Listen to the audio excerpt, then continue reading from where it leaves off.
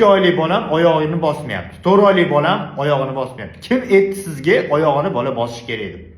Kim aytdi sizga emaklamayotgan bolani oyog'iga qo'yish kerakligi? U yo'q narsa umuman. Sizga nima xotirga solish kerak? Bolani bo'ynini ushlamayotganligi xotirga solish kerak. Bolani emaklamayotgani xotirga solish kerak. Bolani qorniga yotqizganingizda beliga yota olmasligi va beliga yotqizganingizda esa qorniga ag'darilib yota olmasligi xotirga solish kerak.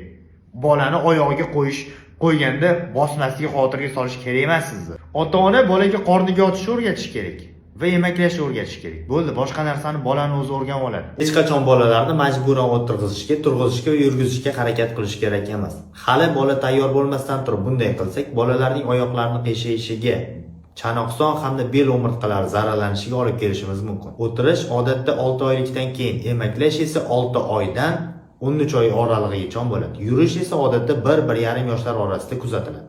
Bu o'rtacha ko'rsatkich edi.